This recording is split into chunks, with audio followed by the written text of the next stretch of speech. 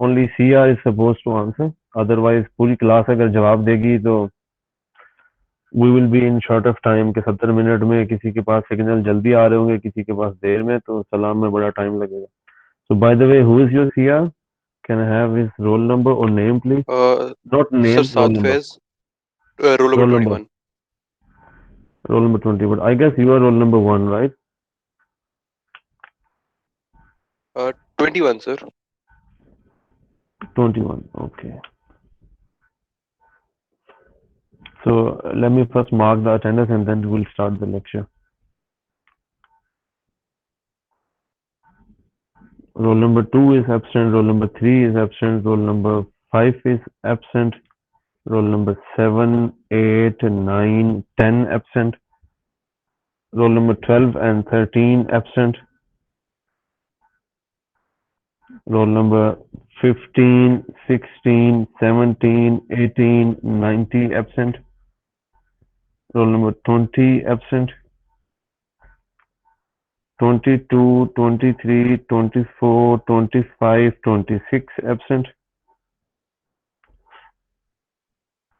29, 30, 31 absent.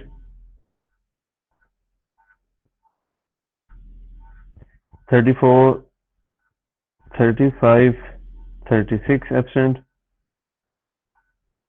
38, 39 absent. 41 till 47 absent. 51 till 54 absent. And who is the guy with the name Muhammad Arsalan? 57. Why your username or the display name is different from the rest of the class, guys? Roll number 57, please. Sir, 44 brother, sir. 44. Sir university की ID से login हूं मैं. Sir 54 तो पे बाकी present. ओ भाई एक वक्त में एक बंदा बोलेगा इडियट. 57 क्या कह रहे थे आप? सर मैं यूनिवर्सिटी की आईडी से ही लॉगिन हूं. बेटा वो तो हैं, बाकी भी सारे यूनिवर्सिटी की ईमेल आईडी से ही लॉगिन हैं. मैं आपका नाम आप देखिए, आपको लिस्ट नजर आ रही है. 28 स्टूडेंट्स हैं. 27 का एक स्टाइल है and your style is different. This is the reason ask you why is it so. Sir ये मैंने अकाउंट बनाया था तो ऐसे ही था सर, साथ में नाम भी आता है. 57. अच्छा जी, हाँ जी. 44 का क्या इशू है जी? Attendance sir issue है. Attendance. So I said 41 till 47. Okay. Sir 41 present. 41. बेटा जब टाइम में आप आएंगे अटेंडेंस हो जाएगी. जब आप एक वक्त में एक बंदा बोलेगा, एक वक्त में एक बंदा बोलेगा. इंसानियत हम सीखेंगे लेक्चर में. और मैं आपको अभी ये अटेंडेंस पूरी कर लूँ, फिर हम कुछ इंस्ट्रक्शंस देखेंगे कि हमने सेमेस्टर में कैसे चलना है. तो 2-4 मिनट सब्र कीजिए. इन्नल्लाह मअस साबिरीन. तो 41 वाज एब्सेंट. 44 प्रेजेंट है. मैं इनको मार्क कर लेता हूँ. 44 की कहानी होगी जी. कोई और? सर 41 प्रेजेंट है. 41 भाई जब मैंने कॉल किया था आप नहीं थे. आप थे उस वक्त? सर वो मैं कनेक्ट कर रहा था इंटरनेट की हाँ वजह से. ठीक है. नेक्स्ट टाइम टाइम से पहले कनेक्ट कीजिएगा. अभी अपना माइक म्यूट करें. नेक्स्ट टाइम टाइम से पहले कनेक्ट कीजिएगा जी. किसी और का कोई इशू है? अस्सलाम वालेकुम सर. 44 अपना माइक म्यूट करें. अस्सलाम वालेकुम सर. जी वालेकुम सलाम. Sir roll number 16. हाँ जी, I can see it. Thank you sir. Attendance sir. Attendance, बेटा you joined late, so next time be careful, join in time so that your attendance will be marked properly. Okay sir. Thank you sir. Sir roll number 5 की लगाते हैं please. ओ भाई होगी. No more discussion on attendance please. Okay sir.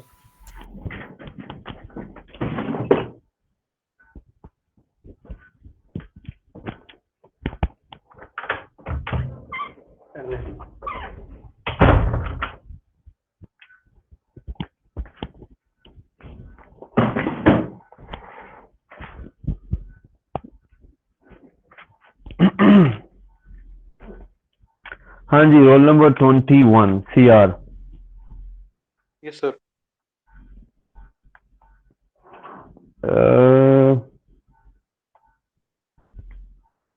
CR, please confirm if you can see my screen. Yes, sir, I can see it. Sorry, say it again. Yes, sir, it is visible. I can see it. Okay. So there are some certain instructions, कुछ तो हमारी physical classes की होती हैं, कुछ online में ज़्यादा special cases चाहिए हुए होते हैं। You are in 6th semester, तो मेरा ख्याल है कि उसमें मैच्योरिटी का लेवल काफ़ी ज़्यादा होना चाहिए। 6th सेमेस्टर में स्टूडेंट्स को काफ़ी अकल समझ होती है। फिजिकल की क्लासेस में जब हम कभी मिलेंगे इंशाल्लाह after 2 weeks will have a discussion कि फिजिकल क्लास में कुछ एटिकेट्स एथिक्स क्या हैं। ऑनलाइन में भी कुछ ना कुछ होगा। तो फॉर एग्जांपल सबसे पहली बात ये है कि आपको टाइम पे ज्वाइन करना पड़ेगा, मैक्सिमम ऑन टाइम तक, यानी कि if we have a starting time of 10:30 so you can join till 10:30। तो 10:30 के बाद ऑफ कोर्स उसमें जो है ना कि यूनिवर्सिटी ईमेल से आईडी से आएंगे तो आप लेक्चर तो ले सकते हैं, but if you are not there at 10:30 till 10:30 you are not present. Second ये है जी कि जब मैं बोलूंगा तो कोई और नहीं बोलेगा। किसी भी केस में अगर किसी का क्वेश्चन है वो बोल सकता है, वो किसी भी वक्त बोल सकता है। I repeat with capital letters कि जब मैं बोलूंगा तो कोई नहीं बोलेगा। हाँ, जब आपका क्वेश्चन है आप किसी भी वक्त इंटरप्ट कर सकते हैं, और उसका भी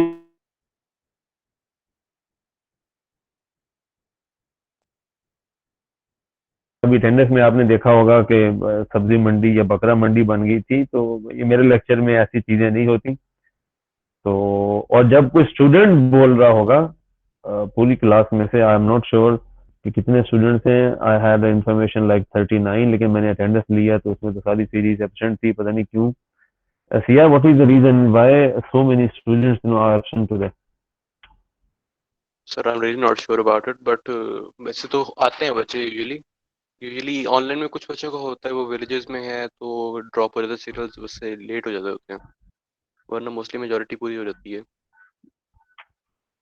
अच्छा, सही है। तो जब कोई स्टूडेंट्स बोल रहे होंगे मिसाल के तौर पे, you need to respect them as well. एक बच्चा जब बोलेगा तो बाकी लोग इज्जत देंगे उसे, उसकी बात सुनेंगे। जब वो कंप्लीट करेगा तो फिर अगला बंदा बोलेगा।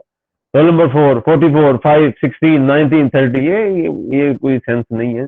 एक वक्त में एक बच्चा जब टीचर से बात करे, वो पूरा कर ले, तो फिर अगला बंदा बात करे, एंड सो ऑन। या that's all I guess in online instructions, ये काफी हैं। बाकी जब हम चलेंगे तो with the passage of time हमारी फेमिलियरिटी बढ़ती जाएगी और हम will be understanding each other कि हम कैसे पढ़ेंगे और ये सेमेस्टर कैसे चलेगा। Welcome to the course of instrumentation and measurements ELEN 3121। we are it's the first academic week. Yes, it's the first academic week and we are studying the course for the next 16 academic weeks plus 2 examination weeks. So this means we'll be studying together in total of 18 academic weeks. Instrumentation and measurements क्या है, हम course में क्या पढ़ेंगे? Basically the first जो मैं चीज अभी डिस्कस करने लगा हूँ, it's kind of course description is already available at your LMS account. I am not really sure अगर वहाँ आपकी इनरोलमेंट हो गई है या नहीं हुई। अगर नहीं भी हुई तो I can send you the PDF via the group जो आपने कल बनाया था, तो उसमें आपको ये नोट्स मिल जाएंगे। डेली के नोट्स ऑटोमेटिकली बगैर आपके पूछे मिलते रहेंगे। तो नोट्स कब मिलेंगे, प्रेजेंटेशन कब आएगी, ये इस तरह के सवालात भी मेरे लेक्चर में नहीं होते, क्योंकि अभी लेक्चर खत्म होगा तो कुछ देर में वो ऑटोमेटिकली आपके पास आ जाएगा। कोर्स डिस्क्रिप्शन से स्टार्ट करते हैं जी कि हम सेमेस्टर में क्या पढ़ेंगे, सेमेस्टर में क्या होगा, कोर्स लर्निंग आउटकम्स क्या होंगी, कंटेंट्स क्या हैं, बुक्स क्या हैं, blah blah blah. So let's get started with course outline। जी कोर्स आउटलाइन हमारी जो बोर्ड ऑफ स्टडीज से रिकमेंडेड होती है, कोर्स आउटलाइन में हम क्या पढ़ेंगे। इंस्ट्रूमेंटेशन एंड मेजरमेंट्स का कोर्स इंतहाई अहम है और इसके कंटेंट्स काफी मैच्योर हैं। इस थर्ड और fourth time, I guess third time, it's a fourth time I am teaching instrumentation and measurements course at Khwaja Farid university of engineering and IT। I started back in 2017 and my first course basically वो था जनाब जुलाई अगस्त 2017 में, जो मेरा पहला course पढ़ाया था university में, वो भी इंस्ट्रूमेंटेशन एंड मेजरमेंट्स का था। एंड लकीली वो सिर्फ एक ही कोर्स था सेमेस्टर में। उस वक्त हम ज्यादा डिजाइन डेवलपमेंट में इन्वॉल्व थे, तो टीचिंग में कम लोड हुआ करता था। Course outline ji, we will be starting our course of instrumentation and measurements ELEN 3121 with an introduction to instrumentation. Instrumentation क्या है and their applications, measurement terminologies and principles of different measurement techniques. measurement की techniques हैं, different measurement instruments हैं, उनकी designing है, development है, calibration है, measurement uncertainty, precision, tolerance, blah blah blah, कुछ रैंडम एरर्स हैं, सिस्टमेटिक एरर्स हैं, एरर्स की डिस्ट्रीब्यूशंस हैं, ये हम चीजें पढ़ेंगे इंस्ट्रूमेंटेशन एंड मेजरमेंट्स के लिहाज से। इंस्ट्रूमेंट्स की टाइप को डिस्कस करेंगे, कितनी टाइप्स के इंस्ट्रूमेंट्स हैं। फॉर एग्जांपल एब्सोल्यूट इंस्ट्रूमेंट्स हैं, इंडिकेटिंग इंस्ट्रूमेंट्स हैं, रिकॉर्डिंग इंस्ट्रूमेंट्स हैं, फिर इंडिकेटिंग की आगे टाइप्स हैं, ब्ला ब्ला ब्ला। हम उनकी टाइप्स को पढ़ेंगे for measurement of electrical and non electrical quantities. Electrical quantities आपको पता है, we got 4 electrical quantities like voltage, current, resistance. For any electrical network, कोई भी इलेक्ट्रिकल नेटवर्क है, पैसिव हो विद एक्टिव एलिमेंट्स हो, जो दो वेरिएबल्स हम मेजर करते हैं हमेशा, वो क्या है, बेसिक जो वेरिएबल्स हैं, आपने लिनियर सर्किट एनालिसिस के कोर्स में पढ़ा होगा। We are always interested in finding voltage और करंट, दो चीजें सिर्फ पढ़ते हैं। हमारे यहाँ फिर आते हैं जी पैसिव एलिमेंट्स हैं, नेटवर्क के एलिमेंट्स होते हैं, वो हमारे पास 4 हैं। तो हम फिर देखते हैं जी कि सॉरी 3 एलिमेंट्स हैं, हम रेजिस्टेंस मेजर करते हैं, इंडक्टेंस मेजर करते हैं, कैपेसिटेंस मेजर करते हैं। तो based on storing and non energy storing elements, in total जो हमारे पास इलेक्ट्रिकल क्वांटिटीज बनती हैं वो 4 हैं। तो we measure voltage, current, power and energy. तो इलेक्ट्रिकल क्वांटिटीज हैं, नॉन इलेक्ट्रिकल क्वांटिटीज हैं, उनको मेजर करने के लिए भी हम इंस्ट्रूमेंट्स को पढ़ेंगे। इलेक्ट्रिकल में मैंने सिर्फ बात की कि for example resistance, inductance, capacitance. तो कैपेसिटेंस की मेजरमेंट के लिए वेरिएशन ऑफ इंस्ट्रूमेंट्स है, तो वो पढ़ेंगे। इंडक्टेंस की मेजरमेंट के लिए सीरीज ऑफ इंस्ट्रूमेंट्स हैं, हम उनको पढ़ेंगे। ब्ला ब्ला ब्ला। रेजिस्टेंस के लिए भी ऐसे है, रेजिस्टेंस की माइक्रो से मेगा ओम रेंज तक डिफरेंट क्लासिफिकेशन है इंस्ट्रूमेंट्स की, उनको पढ़ेंगे। कि स्मॉल स्केल में वेरिएशन चाहिए तो क्या होगा, लार्ज स्केल में रेजिस्टेंस की मेजरमेंट करनी है तो क्या करना पड़ेगा, एंड सो ऑन। थर्ड में जी हमारे पास है जी bridges. Bridges are special kinds of electrical instrumentation circuits हैं, जो कि प्रीसाइज मेजरमेंट है इंडक्टेंस की, कैपेसिटेंस की, फ्रीक्वेंसी की। एक लॉस फैक्टर होता है, लॉस फैक्टर की CR any idea about loss factor, क्या होता है लॉस फैक्टर? सर किसी ट्रांसमिशन के थ्रू कोई रेजिस्टेंस से ये लॉसेस जो रहते हैं, एनर्जी लॉसेस जो रहते हैं, तो सर्टेन फैक्टर होता है। Roll number 33, can I have your answer please? Roll number 33। Sorry sir, I have no idea. No idea. Capacitance क्या है 33? Capacitance, roll number 33। ये सर कैपेसिटर का बिहेवियर होता है, इसका यूनिट्स वगैरह होते हैं। कैपेसिटर का बिहेवियर होता है, क्या होते हैं? सर ये कैपेसिटर का बिहेवियर होता है, उसका यूनिट होते हैं कैपेसिटेंस। कैपेसिटर का बिहेवियर होता है, उसके यूनिट होते हैं मीन प्लूरल, तो यूनिट होते हैं कैपेसिटेंस। यूनिट होता है, यूनिट होता है उसका, कैपेसिटर का यूनिट कैपेसिटेंस होता है। जबरदस्त। Roll number 28।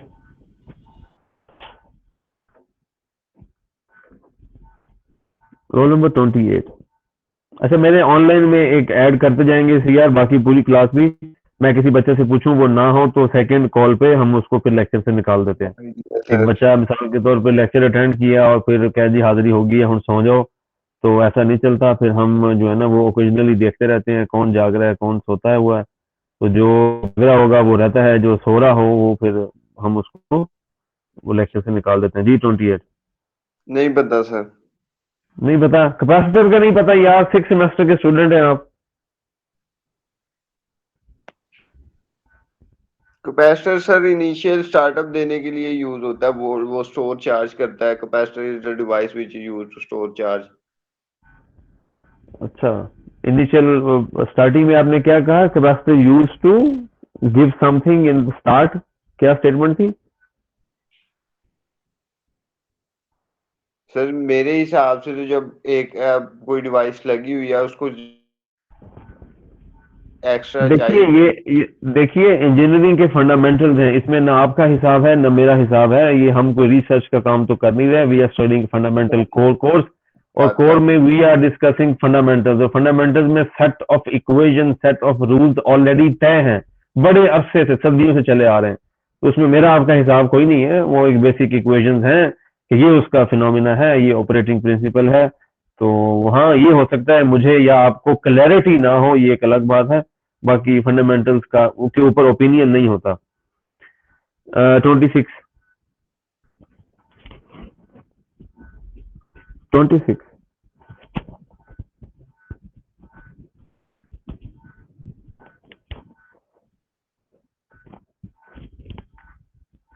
26 is there. Mic unmute किया है बट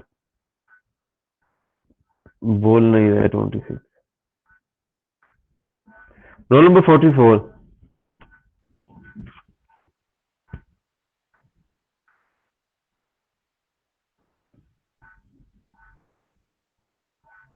जी भाई 44।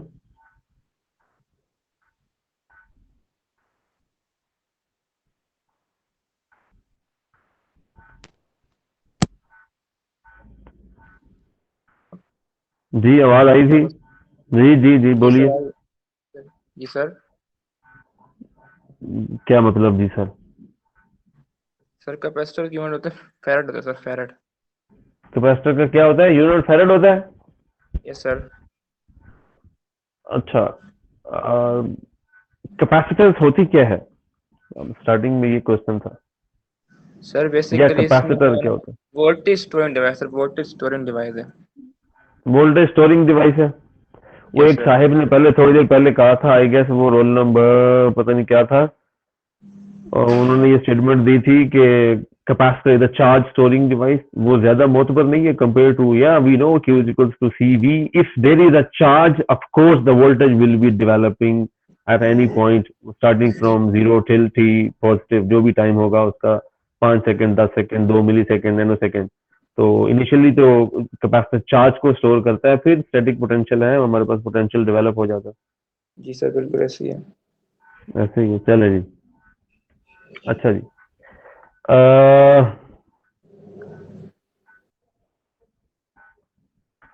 हम जनाब कहाँ पहुंचे थे कि हम ब्रिजेस की बात करेंगे, measurement of resistance, inductance and capacitors के लिए। देखिए हमारे पास जो नेटवर्क एलिमेंट्स हैं, अभी जो मैंने बात की रेजिस्टेंस, इंडक्टेंस, कैपेसिटेंस, ये बेसिकली पैसिव एलिमेंट्स की फैमिली है। हमारे पास एलिमेंट्स दो तरह के हैं नेटवर्क एलिमेंट्स, एक एक्टिव एलिमेंट्स हैं, पैसिव एलिमेंट्स हैं। पैसिव में हमारे पास रेजिस्टेंस, इंडक्टेंस, कैपेसिटर है। रेजिस्टेंस सिर्फ और सिर्फ हमारे पास क्या है? अब्जॉर्प्शन डिवाइस है। इंडक्टर और जो कैपेसिटर हैं ये एनर्जी स्टोरिंग एलिमेंट्स हैं। कभी आपने ऐसा देखा हो कि कैपेसिटर या इंडक्टर ने एनर्जी स्टोर की, फर्ज किया ए अमाउंट ऑफ एनर्जी स्टोर की और ए ही रिटर्न कर दी? कभी ऐसा देखा है कि उसने फॉर एग्जांपल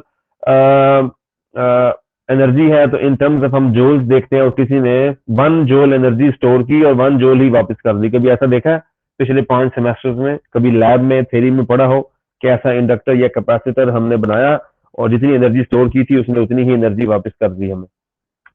कोई भी आंसर कर सकता है। No sir. No sir. क्या वजह है? कम होता है, कम होती है एनर्जी? सर लॉसेस होती हैं। हाँ, वो जो लॉस होता है उसको हम कहते हैं लॉस फैक्टर। जो मैंने पहले 21 को जो CR को क्वेश्चन पूछा था, लॉस फैक्टर क्या है? तो हमारे पास कुछ ब्रिजेस होते हैं, एक स्पेशल ब्रिज होता है कॉल्ड शेयरिंग ब्रिज। वो ब्रिज ये डिफाइन करता है, क्वालिटी फैक्टर होता है कैपेसिटर का, क्वालिटी फैक्टर होता है इंडक्टर का। डेफिनेटली हम इनको पढ़ेंगे जब टाइम आएगा कि जब इंडक्टर और कैपेसिटेंस की मेजरमेंट की बात करेंगे, उस वक्त उनके क्वालिटी फैक्टर्स को भी देखेंगे कि कैपेसिटर या इंडक्टर का क्वालिटी फैक्टर क्या है। ये क्या वजह है कि इसके अंदर जो हम एनर्जी स्टोर करते हैं वो वापस पूरी नहीं मिलती? कैपेसिटर में लॉसेस क्या है? ये भी हम ब्रिज सर्किट्स के अंदर पढ़ेंगे। हमारे पास व्हीन ब्रिज है, मैक्सवेल ब्रिज है, शेयरिंग ब्रिज है। और रेजिस्टेंस मेजरमेंट के लिए हमारे पास व्हीटस्टोन ब्रिज है, केल्विन ब्रिज है। हम ये ब्रिजेस की टाइप्स पढ़ेंगे जब यहाँ पे पहुंचेंगे। नेक्स्ट हम बात करेंगे जी पावर एंड एनर्जी की। पावर हमारे पास क्या है जी कि rate of change of energy with respect to time, dW/dt power.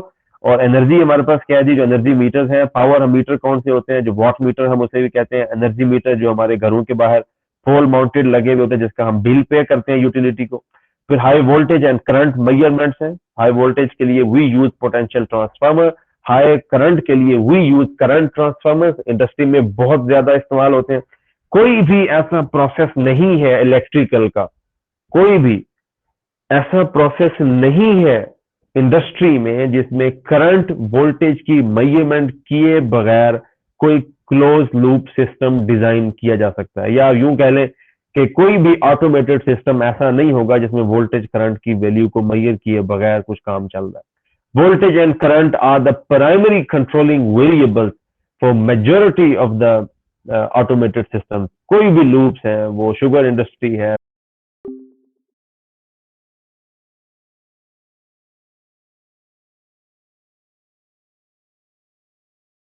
networks में we use voltage and current measurements at both ends of the transmission lines, generating stations पे, सब stations पे, grid stations पे, और उसकी बेस पे हम एक डेवलप करते हैं। प्रोटेक्शन का मॉडल होता है, प्रोटेक्शन लेआउट होता है, ब्ला ब्ला ब्ला। नेक्स्ट हमारे पास सिग्नल जनरेटर्स हैं। सिग्नल जनरेटर्स क्या होते हैं? कैथोड रे ऑसिलोस्कोप को पढ़ेंगे, आपने इसको यूज किया होगा, सीआरओ को डेफिनेटली यूज किया होगा, क्योंकि 5 सेमेस्टर में मेरा लगा कि सीआरओ तो शायद स्टूडेंट्स फर्स्ट सेमेस्टर में इस्तेमाल करना शुरू कर दें। तो कैथोड रे ऑसिलोस्कोप क्या होता है? नेटवर्क एनालाइजर क्या होता है?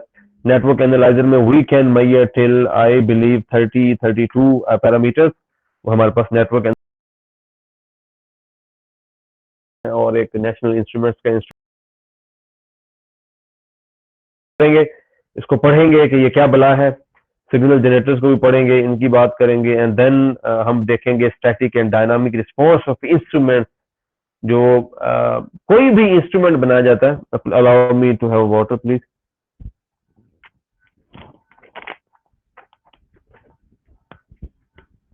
कोई भी जब इंस्ट्रूमेंट बनाया जाता है, हमारी हेल्प करना मेजरमेंट में, लाइक हम इंस्ट्रूमेंट को डिप्लॉय करके यूज करके मेजरमेंट करते हैं। तो मेजरमेंट के लिए हमें कोई ना कोई इंस्ट्रूमेंट चाहिए। अगर हम without using an instrument measurement कर रहे हैं तो वो मेजरमेंट नहीं होती। तो एक स्पेशल इंस्ट्रूमेंट है, हम उसकी इनपुट टर्मिनल पे एक इनपुट देते हैं, तो फिर हमें वो आउटपुट देता है। तो इनपुट से आउटपुट तक का जो सफर है, इस कॉल्ड, उसकी जो ऑपरेशनल कैरेक्टरिस्टिक्स है, we call them dynamic and static characteristics है, या उस इंस्ट्रूमेंट का रिस्पॉन्स क्या है। आपने डिफरेंशियल इक्वेशंस का कोर्स पढ़ा होगा 3rd सेमेस्टर में या 4th सेमेस्टर में, उसके अंदर आपने पढ़े होंगे ये first order system, second order differential equations पढ़ी होंगी, होमोजेनियस डिफरेंशियल इक्वेशंस, ब्ला ब्ला ब्ला, ये तमाम चीजें आपने पढ़ी होंगी। जो इंस्ट्रूमेंट्स होते हैं, इंस्ट्रूमेंट्स की आउटपुट हमेशा लीनियर नहीं होती, कभी नॉन लीनियर भी होती है। तो हमें जरूरत पड़ती है सिग्नल कंडीशनिंग की, तो हम सिग्नल कंडीशनिंग भी करते हैं। जरूरत जहां पड़ेगी तो वहां सिग्नल कंडीशनिंग करते हैं। सिग्नल कंडीशनिंग के अंदर एम्पलीफिकेशन है। अगर इंस्ट्रूमेंट की आउटपुट में फॉर एग्जांपल मिली वोल्ट है, आप देखिए take an example of electrocardiogram जो ईसीजी है। ईसीजी में हमारे जस्ट जो 2 टर्मिनल्स हैं, जो उसके मैक्सिमम पोटेंशियल प्रोड्यूस होता है, तो हमारे पास जो इनपुट की बात कर रहा हूँ, ऑपरेशनल एम्पलीफायर की इनपुट पे इज अराउंड 1 मिली वोल्ट। लेकिन हमारे यहाँ हम उसको एम्पलीफाई करते हैं। एम्पलीफाई करने के बाद वो हमारे पास आइंथोवन्स ट्राइंगल है, लेग्स के टर्मिनल्स हैं, चेस्ट के टर्मिनल्स हैं, आर्म्स के टर्मिनल्स हैं। तो जो आइंथोवन्स ने ट्राइंगल बनाई थी, जिसको बेस बना के हम इलेक्ट्रोकार्डियोग्राम प्रोड्यूस करते हैं, हम उसको एम्पलीफाई करते हैं। फिर आगे रिकॉर्डिंग इंस्ट्रूमेंट होता है, वो एक ग्राफ के ऊपर पैटर्न बनाता है PQRST, जो कर्व होती है ईसीजी की, जिसको देख के हम बताते हैं हाँ जी बंदा मरने वाला है, या इसमें कोई एबनॉर्मेलिटी है, हार्ट के फंक्शन में कोई गड़बड़ हो गई है। तो सिग्नल की कंडीशनिंग में एम्पलीफिकेशन है, अटेनुएशन है, लिनियराइजेशन है, ये हम पढ़ेंगे जब वक्त आएगा कि सिग्नल कंडीशनिंग क्या है। System for signal processing and signal transmission, signal को प्रोसेस करना पड़ता है, ट्रांसमिशन करनी पड़ती है। फॉर एग्जांपल एक ऑटोमेटेड सिस्टम है, कंट्रोल रूम में बैठे हैं, पूरी इंडस्ट्री चल रही है। आई होप कि आपने कहीं ना कहीं कोई इंडस्ट्री का विजिट किया होगा। कंट्रोल रूम में बैठे हैं, पूरी इंडस्ट्री चल रही है, तो फील्ड में सेंसर्स या ट्रांसड्यूसर्स डिप्लॉयड होते हैं। वो इनपुट प्रोड्यूस करते हैं, वही कंडीशनिंग होती है, फिर उसकी ट्रांसमिशन होती है, वो कंट्रोल में आता है। कंट्रोल रूम में फिर आप उसके ऊपर आप एनालिसिस लगाते हैं, एल्गोज होते हैं, डिसीजन करते हैं, फिर आप उसको फीडबैक देते हैं, फिर आप एक्टिंग या उसको एक्चुएटर को कमांड्स देते हैं कि हाँ जी ये कर दीजिए, वो कर दीजिए, ब्ला ब्ला। तो उसके लिहाज से प्रोसेसिंग की बात करेंगे, सिग्नल ट्रांसमिशन की बात करेंगे। फिर हमारे पास इनपुट आउटपुट ट्रांसड्यूसर्स हैं, बहुत ही काम की चीज है, इंतहाई अहम। ट्रांसड्यूसर बेसिकली वो डिवाइसेस होते हैं जो नॉन इलेक्ट्रिकल क्वांटिटीज को इलेक्ट्रिकल में कन्वर्ट करते हैं। फॉर एग्जांपल मेरे पास प्रेशर ट्रांसड्यूसर है, उसके बाद प्रेशर दें, आउटपुट में वोल्टेज को प्रोड्यूस करेगा। मेरे पास डिस्प्लेसमेंट सेंसर है, डिस्प्लेसमेंट में माइक्रो लेवल पे, नैनोमीटर में, माइक्रोमीटर में डिस्प्लेसमेंट बता रहा है, डायाफ्राम है, तो उसके ऊपर डिफ्लेक्शन होगी, वेलोसिटी का कुछ चेंज है, वो आउटपुट में वेरिएशन प्रोड्यूस कर रहा है इंडक्टेंस या कैपेसिटर की शेप में। तो ये इनपुट आउटपुट ट्रांसड्यूसर्स की हम बात करेंगे।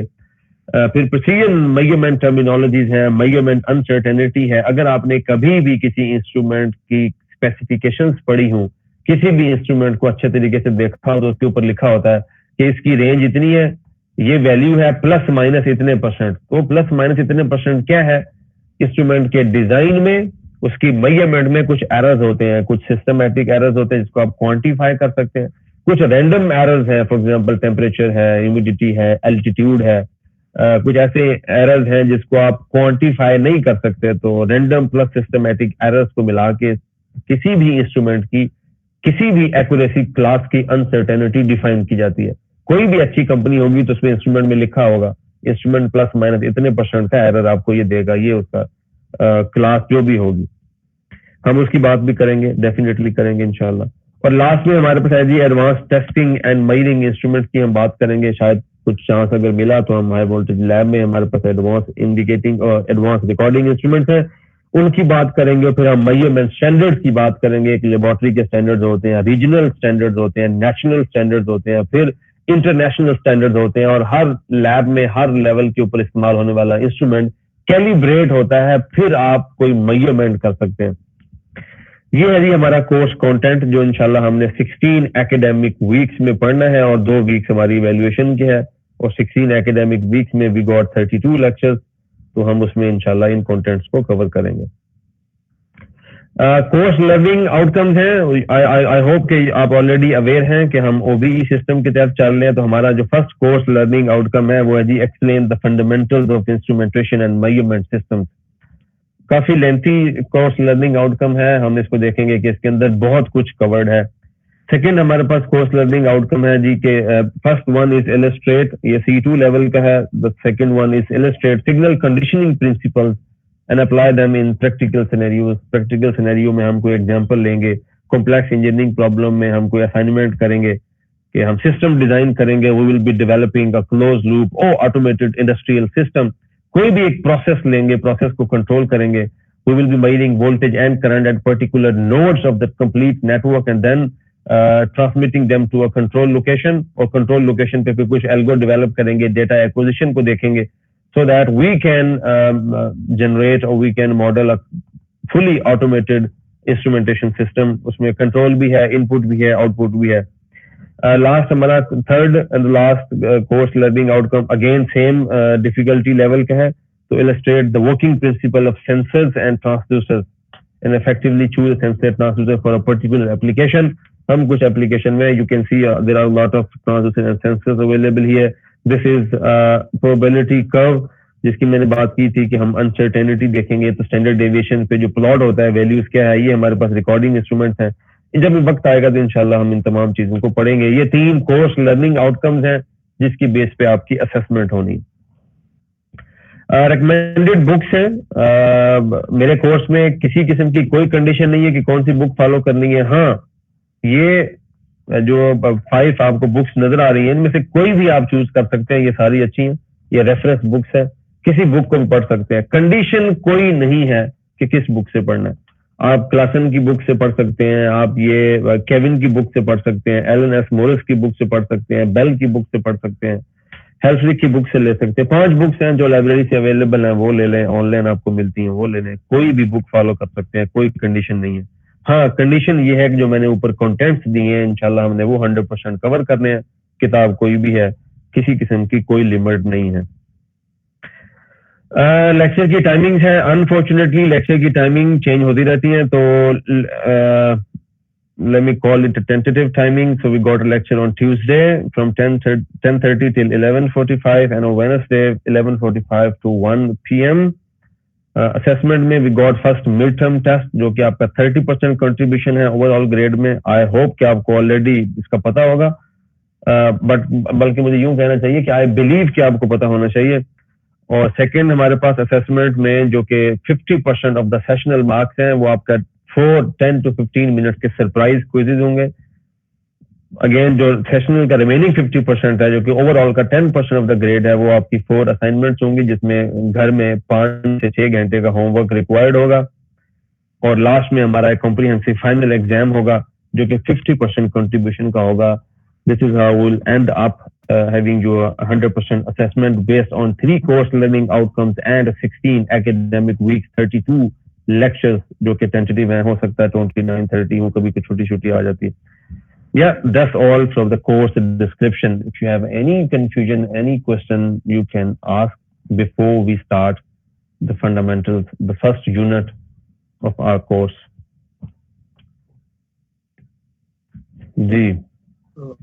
Sir, will you be providing us with the books or in the PDF Sorry? form, or I'm asking, will you be providing us with the books in PDF form?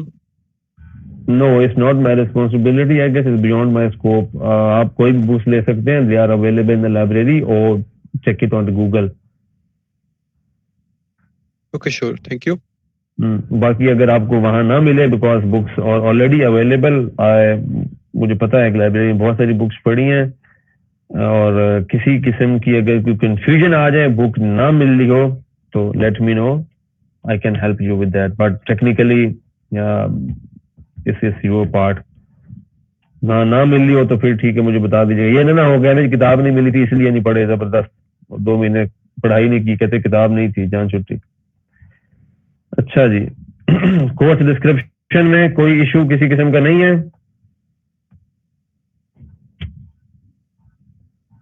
No, sir.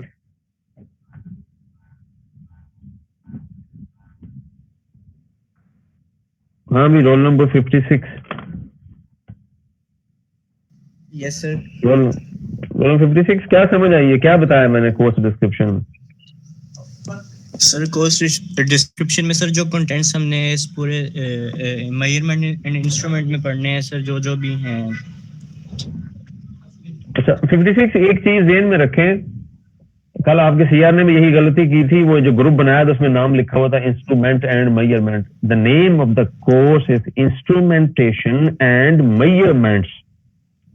So whenever you call the name of a course, please उसको सही से बोलिए, नहीं है तो ना बोलिए. ठीक है 56? Yes sir. हाँ, कोर्स का नाम पूरा पता होना चाहिए. जिस तरह मिसाल की तरह आपका नाम क्या है? मेरा मोइज हैदर सर. मैं आपको कह देने लग जाऊं जनाब मोइज हैदर चुगताई, मोइज हैदर चांडियो, मोइज हैदर मलक, हैदर मोइन मलक. देखें आपका नाम है, आपका एक नाम जो एक डिफाइंड है उसी को कॉल करना पड़ेगा. ऐसा ही है कि नहीं? यस सर बिल्कुल. तो ये कोर्स की भी यही रिक्वायरमेंट है, जो कोर्स का नाम है उसको वैसे ही पुकारा जाए. तो 56 आप कह रहे हैं कि हमने कंटेंट्स को डिस्कस किया है. Roll number 1. Yes sir. Roll number 1 course learning outcomes हमने कौन कौन से पढ़े? सर इसके अंदर हमारे पास मैथमेटिकल मॉडलिंग थी, एनालिसिस और डिजाइन है. अच्छा, मैथमेटिकल मॉडलिंग है, एनालिसिस है और डिजाइन है. अच्छा, अब बाकी क्लास अगर मुझे सुन रही है तो देख लें जी, ये this is the result of online lectures. ऐसा होता है, बच्चे ऐसे फिल्में चलाते हैं. बेटा आपको किसने कहा कि हमने मैथमेटिकल मॉडलिंग की बात की है, एनालिसिस की बात की है, डिजाइन की बात की है?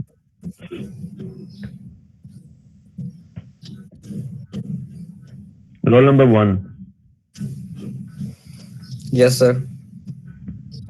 आपको किसने बताया कि हमने ये बातें की?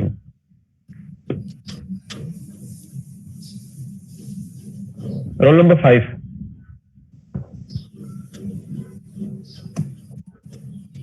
Roll number 5. रोल नंबर 1 आप माइक म्यूट कीजिए। हाँ जी, roll number 5। Yes sir. Yes sir नहीं, जो पूछा था उसमें डायरेक्ट आपने आंसर देना होता है। हाँ sir, yes sir, no sir नहीं। मैंने क्या पूछा?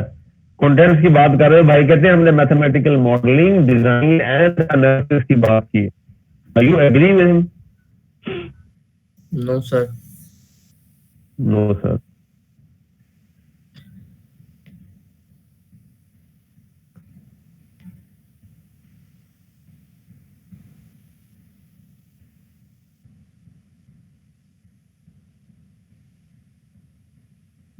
देखिए बोलना तो पड़ेगा। रोल 5 बोलिए, बोलना पड़ेगा। सर हमने डिस्कस किया था 3 हमारे जो आउटकम्स हैं कोर्स लर्निंग आउटकम्स। वो हमने जो पूरे कोर्स जो कंटेंट देखे थे उनको 3 पार्ट्स में जो है वो हमने किया था, जिसमें कंटेंट में से कोई ऐसी चीज जो आपको याद हो? जी सर, मेजरमेंट टूल्स थे और कौन से मेजरमेंट टूल्स कौन से थे? एनर्जी मेजरमेंट टूल्स थे, पावर मेजरमेंट टूल्स थे, वोल्टेज, करंट, और फिर हमने सुनिए वोल्टेज और करंट मेजरमेंट की तो बात हमने कहीं भी नहीं की। हमने जो वहां पावर एनर्जी की बात हुई है कंटेंट्स में, explicitly we didn't mention voltage and current measurement. जी सर, आपने वो बताया था कि हम इंडस्ट्रीज में जो है वोल्टेज और करंट मेजरमेंट टूल्स जो है high voltage and high current measurement, potential transformer and current transformer की बात हुई। जी सर। और लॉस फैक्टर देखा, ठीक है, देखा नहीं था, वो जिक्र किया था उसने। ठीक है। Roll number 11। Yes sir. जी भाई, क्या पढ़ा है हमने? सर ये इसके मेजरमेंट एंड इंस्ट्रूमेंट के पहली आउटकम, यानी कि इसके टूल्स वगैरह, उसके बाद इलिस्ट्रेट किस तरह करनी है, इसके डायग्राम्स और ग्राफ्स वगैरह। अच्छा, एक मेहरबानी करनी है, आप जब भी फुर्सत मिले ना आपको, आज तो कोर्स का नाम सीखना है आपने। कोर्स का नाम क्या है? यस। ठीक है। यस। हाँ, कोर्स का नाम पढ़ना है कि सही तरीके से कि कोर्स का नाम क्या है। चले जी, हम कोर्स डिस्क्रिप्शन हमारा पूरा हो गया। Let's start with the unit 1, it's called fundamentals. Instrumentation and measurements के फंडामेंटल्स क्या है? कोर्स कंटेंट में तो शायद ये चीज आपके पास नहीं है, लेकिन ये फंडामेंटल्स हम पढ़ लेंगे तो अच्छी ग्रिप रहेगी, अच्छी अंडरस्टैंडिंग रहेगी कि हमारे यहाँ इंस्ट्रूमेंट्स आगे क्या है। By the way, all 16 weeks का जो डिस्ट्रीब्यूटेड प्लान है वो भी LMS पे अपलोडेड है कि हमने किस वीक में क्या पढ़ना है। ये ध्यान में रखिएगा, अगर आपके पास कहीं नोटबुक हो तो लिख लीजिएगा कि आज हम प्रॉमिस कर रहे हैं कि हम सेमेस्टर में क्या पढ़ेंगे। जिस दिन सेमेस्टर का लास्ट लेक्चर होगा, अगर मैं भी हुआ, आप लोग भी हुए, वैसे आप लोगों का होना ना होना दिस मैटर नहीं करता, अगर मैं हुआ तो मैं फिर उस वक्त ये बताऊंगा आप लोगों को कि मैंने 18 वीक्स पहले ये प्रॉमिस किया था कि मैं ये पढ़ाऊंगा, तो मैं आज आपको ये बता रहा हूँ कि मैंने क्या पढ़ाया। तो उसमें एक क्लोजर रिपोर्ट, जिस तरह आज हमने कोर्स डिस्क्रिप्शन पढ़ी है, वैसे आपको लास्ट लेक्चर में एक क्लोजर रिपोर्ट मिलेगी। उसमें लिखा होगा फलां एकेडमिक वीक में फलां डेट को फलां लेक्चर में हमने ये पढ़ा था, पूरा सेमेस्टर का। तो 29, 30, 32 जितने भी लेक्चर होंगे, हर लेक्चर का उसमें लिखा होगा कि हमने किस लेक्चर में कौन सा टॉपिक पढ़ा था।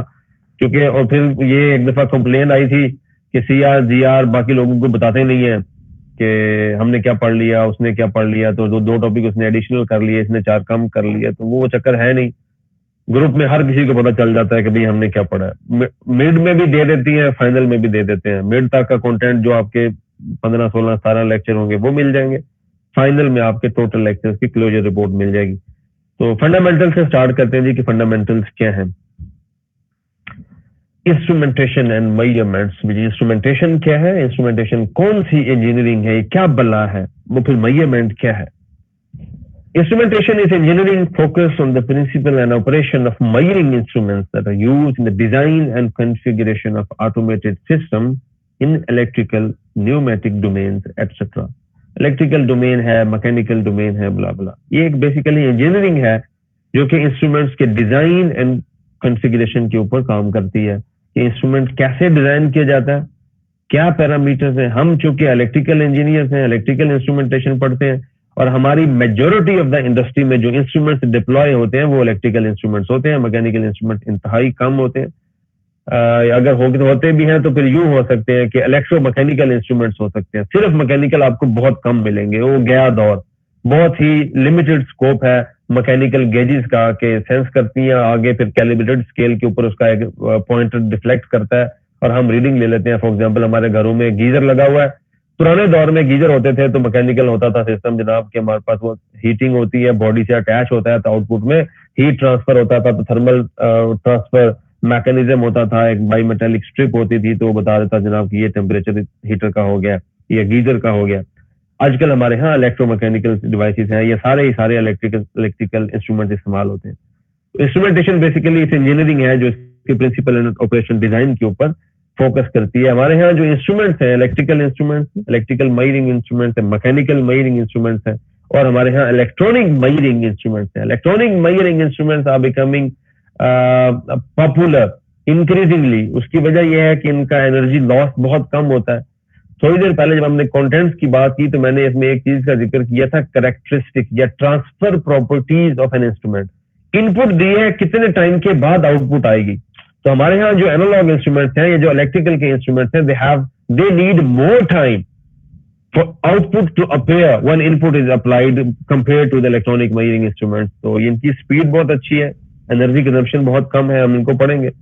Unfortunately we won't be covering mechanical measuring instrument, सिर्फ इलेक्ट्रिकल और इलेक्ट्रॉनिक इंस्ट्रूमेंट्स की बात करेंगे, ये हमारा कंटेंट है। Mechanical is beyond our scope. Electrical instruments help us to measure the change in variables such as voltage, current, resistance, inductance, capacitance, frequency, impedance, blah blah blah। ये सारी electrical related जो parameter, जो quantities हैं, हम इनको measure कर सकते हैं using instrument। जो चीज measure करनी है उसके लिए हम instrument डिजाइन कर सकते हैं। और ये कोर्स का स्पिरिट भी ऐसा है, इसको ईमानदारी से हम पढ़ें अगर, तो we can certainly design our own instrument। तो हम देखेंगे सेमेस्टर के एंड में कि क्या खोया क्या पाया, बहरहाल पता नहीं, देखेंगे इंशाल्लाह कि क्या बनता है। मेजरमेंट क्या है जी? क्या measurement tells us about property of something. Property है किसी चीज की, दो पार्ट्स होते हैं, एक मैग्नीट्यूड होता है इसका और एक इसका यूनिट होता है। मेजरमेंट हमेशा दो चीजें रिफ्लेक्ट करती है किसी भी चीज की प्रॉपर्टी की। मेजरमेंट का एक अमाउंट होगा, मैग्नीट्यूड होगा, साथ में इसका यूनिट होगा। 2 volt, 4 kilometre, 5 ampere, 10 ohm, value and unit. It might tell us how heavy the object is or how hot or long it is।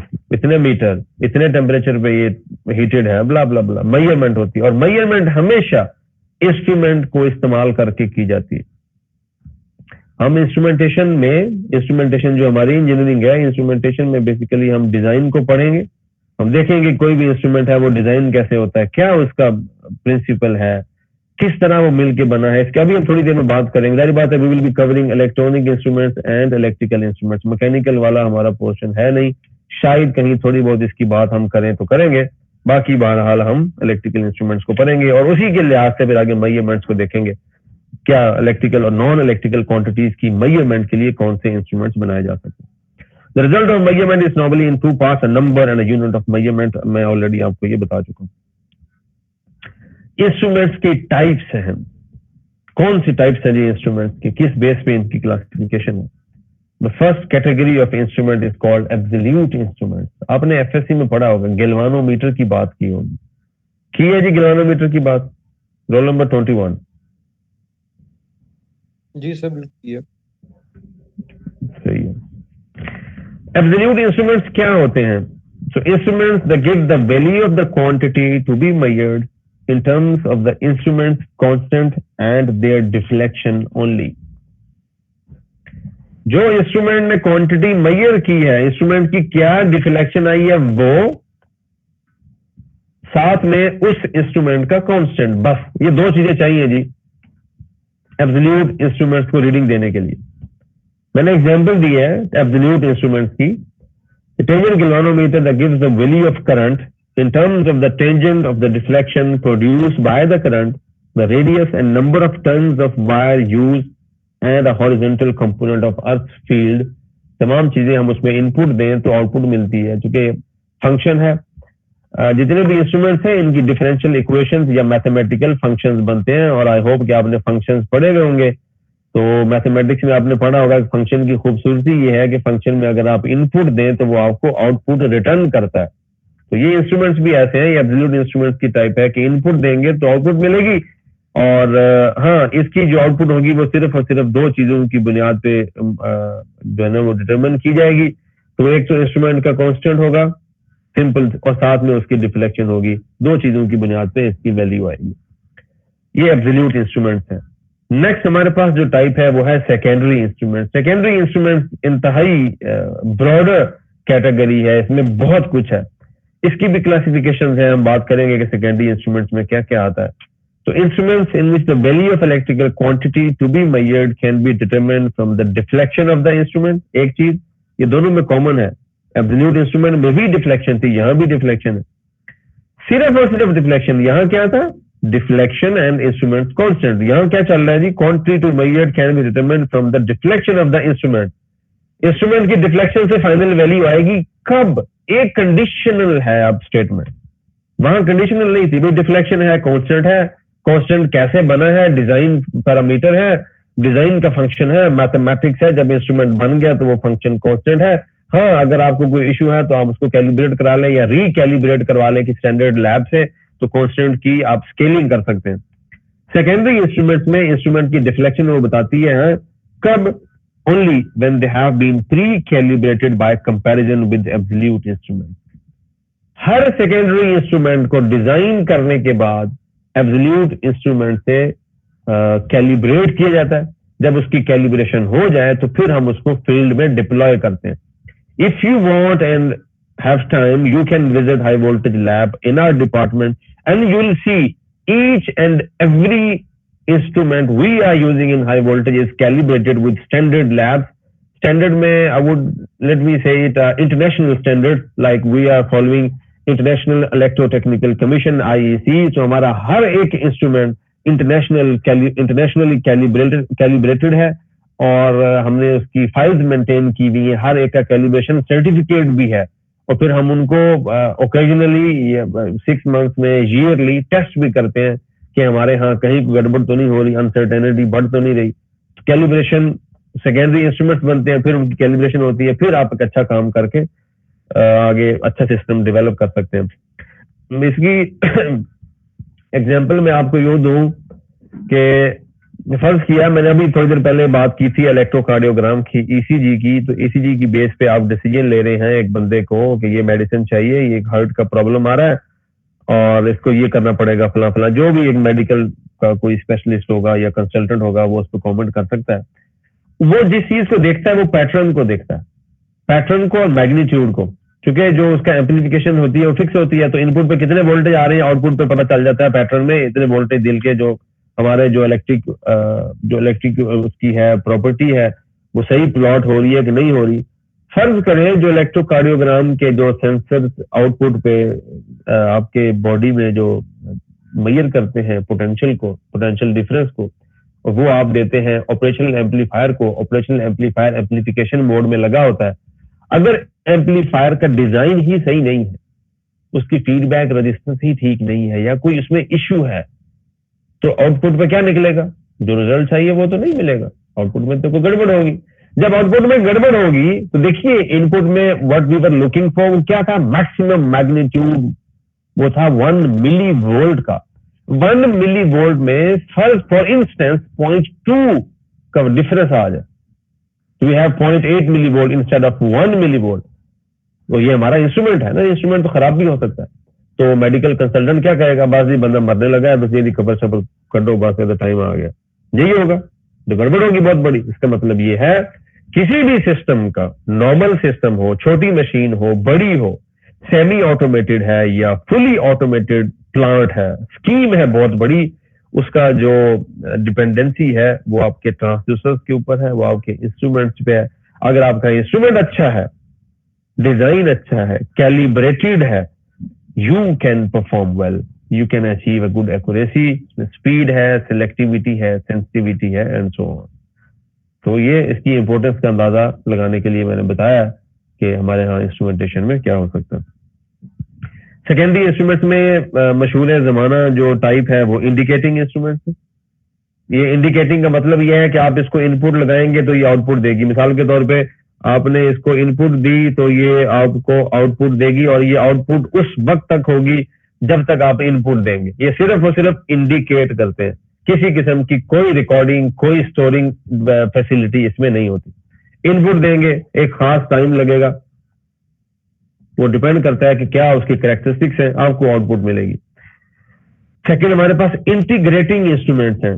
हमारे पास आपने एक चीज पढ़ी होगी इंटीग्रेटिंग में कि हमारे यहाँ जो एनर्जी होती है वो हमारे पास क्या है, from t1 till t power into time, dt का जो हमारा फंक्शन है, पावर को टाइम से मल्टीप्लाई करके हम जो इंटीग्रल लेते हैं, जो एनर्जी मीटर है हमारे घरों से बाहर, घर के जो बाहर जिसका हम बिल पे करते हैं, वो जो एनर्जी मीटिंग है वो इंटीग्रेटिंग इंस्ट्रूमेंट है।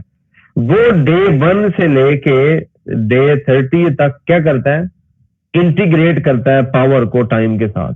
एरिया अंडर द कर्व बनाता है पूरे महीने में, फ्रॉम ये 0 तो ये हमारे पास 30 डेज, तो 30 डेज में ये हमारे पास टाइम है, ये यहाँ हमारे पास पावर है, तो एनर्जी की कर्व बनती है जो भी बनती है, और हम देख लेते हैं। और एरिया अंडर द कर्व ये सारा इंटीग्रेट करता है, और महीने के एंड में हम देख लेते हैं जनाब कि ये हमारे यहाँ एनर्जी बन गई है। और एनर्जी हम इन टर्म्स ऑफ किलोवाट आवर देखते हैं, उसका फिर हम बिल पे करते हैं जो कि मीटर के ऊपर लिखा होता है कि जी इतने यूनिट चलाए, 1 kilowatt hour is equals to 1 unit. और तो वो जितने यूनिट्स होते हैं उसके लिहाज से हम उसकी प्राइस पे करते हैं। तो वो इंटीग्रेटिंग इंस्ट्रूमेंट्स है, वो इंटीग्रेशन के प्रिंसिपल पे काम करता है। थर्ड टाइप हमारी है रिकॉर्डिंग इंस्ट्रूमेंट। मैंने अभी बात की इलेक्ट्रोकार्डियोग्राम की, ये रिकॉर्डिंग इंस्ट्रूमेंट है। कुछ जगह ऐसी है, आपको याद होगा ये अभी माजी करीब में एक पावर फेलियर हुआ था हमारे जो है ना वो कंट्री लेवल पे, नेशनल लेवल पे एक फेलियर हुआ था, पावर फेलियर, जो कि ये गुद्दू और शिकारपुर की ट्रांसमिशन 500 kV की लाइन से स्टार्ट हुआ था और फिर प्रोपेगेट होता हुआ और तमाम हमारी 220 एंड 500 kV के सब स्टेशन ट्रांसमिशन लाइंस वो कट ऑफ हो गई। उसकी कुछ खास एक स्टोरी थी। तो उसमें जो प्राइमरी एलिमेंट्स हैं, जनरेटिंग मशीन है, टर्बाइंस है, तो उनका कुछ डेटा रेगुलरली रिकॉर्डिंग इंस्ट्रूमेंट्स के तहत रिकॉर्ड किया जाता है। और ये रिकॉर्डिंग इंस्ट्रूमेंट्स वो होते हैं, आजकल तो डिजिटल आ गए हैं, पहले ये पेपर पे प्लॉट होता था। तो उसमें ये है कि हाँ अगर कोई गड़बड़ हुई है वोल्टेज में, फ्रीक्वेंसी में, तो उसको आप बाद में देख सकते हैं 24 आवर्स का ग्राफ देखिए, हाँ जी इशू कहाँ से आया था, और उसको फिर कोई चेंज नहीं कर सकता। तो उसमें कोई झूठ की कहानी कोई नहीं है। तो वो दिखने के लिए रिकॉर्डिंग इंस्ट्रूमेंट की स्पेशल टाइप है, वो भी इस्तेमाल किया जाता है। तो ये सेकेंडरी इंस्ट्रूमेंट्स को हमने जो बेसिकली पढ़ना है इस सेमेस्टर में, हमने सेकेंडरी इंस्ट्रूमेंट्स की बात करनी है। उसमें हमने इंडिकेटिंग इंस्ट्रूमेंट्स की बात करनी है, इंटीग्रेटिंग की और रिकॉर्डिंग इंस्ट्रूमेंट्स की, सारे हमने पढ़ने हैं। और पिछली स्लाइड में मैं ऑलरेडी ये कह चुका हूं कि हमने इलेक्ट्रिकल प्लस इलेक्ट्रॉनिक इंस्ट्रूमेंट्स को कवर करना है, तो वी विल स्टडी बोथ इंशाल्लाह। फर्स्ट सब कैटेगरी ऑफ सेकेंडरी इंस्ट्रूमेंट्स वो है जी, ये इंतहाई फेमस कैटेगरी है, इंडिकेटिंग इंस्ट्रूमेंट्स है जी। Indicating instruments indicate the value of electrical quantity to be measured generally by the deflection of the pointer की deflection moving over a calibrated scale. Secondary instruments की मैंने definition last slide में आपको बताई है कि उसकी measurement किसी भी quantity को measure कर रहा है, वो directly उसकी deflection से आएगी, हाँ जब वो calibrate हो चुका हो। Like you can't have the accurate value or the precise value without having a calibration, pre-calibration, जो कि एक absolute instrument के साथ होती है। वो global level पे भी हो सकती है, national level पे भी हो सकती है, regional laboratories भी होती हैं। For example, यहाँ हमारे यहाँ अगर कोई issue हो तो एक खास set of absolute instruments PCSIR के पास है, we send our instrument to them, वो national level पे लाहौर में located हैं, वो उसकी calibration कर देते हैं। अगर उनसे ना हो तो वो इंटरनेशनल मेजरिंग ब्यूरो है वो पेरिस में, फ्रांस में, तो वो पेरिस से कैलिब्रेट कराते हैं अपना। इस तरह ये एक पूरा एक मैकेनिज्म है। जब हम स्टैंडर्ड्स की बात करेंगे, मेरा ख्याल है सेकंड लास्ट या लास्ट लेक्चर जब होगा तो हम उसमें स्टैंडर्ड्स की बात करेंगे, तो पढ़ेंगे कि कौन सी चीज कहाँ कैलिब्रेट होती है।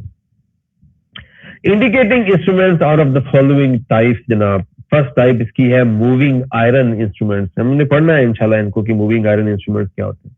मूविंग कॉइल इंस्ट्रूमेंट्स हैं, डायनामोमीटर टाइप इंस्ट्रूमेंट्स हैं, हॉट वायर इंस्ट्रूमेंट्स हैं, इलेक्ट्रोस्टैटिक टाइप इंस्ट्रूमेंट्स हैं या इंडक्शन टाइप इंस्ट्रूमेंट्स हैं। तो ये तमाम कैटेगरीज जो हैं, ये हर एक कैटेगरी में हमने इंशाल्लाह इनको एक्सप्लिसिटली डिस्कस करना है। इंडिकेटिंग इंस्ट्रूमेंट्स में ये तमाम चीजें कैसी हैं, और जब हम इंस्ट्रूमेंट को पढ़ेंगे तो इंस्ट्रूमेंट क्या है, इसका डिजाइन क्या है, इसका वर्किंग प्रिंसिपल क्या है, ये मैयर कैसे करता है, आउटपुट क्वांटिटी का हमें कैसे ख्वाब आता है कि इसने क्या मैयर किया है। तो मैथमेटिकल सब तमाम चीजों की जो डिस्क्रिप्शन बुला बुला, ये हम तमाम चीजों को बड़े अच्छे से डिस्कस करेंगे इंशाल्लाह। ये है जी हमारे यहाँ जितने भी इंडिकेटिंग इंस्ट्रूमेंट्स हैं, हमने यहाँ बात की इंडिकेटिंग इंस्ट्रूमेंट्स, और इंडिकेटिंग इंस्ट्रूमेंट्स ये है from the umbrella of secondary instruments. तो सेकेंडरी इंस्ट्रूमेंट्स के अम्ब्रेला में हम पढ़ रहे हैं इंडिकेटिंग इंस्ट्रूमेंट्स। तो इंडिकेटिंग इंस्ट्रूमेंट्स की एसेंशियल रिक्वायरमेंट्स हैं इनको चलने के लिए। 3 एसेंशियल रिक्वायरमेंट्स हैं जी इंडिकेटिंग इंस्ट्रूमेंट्स की।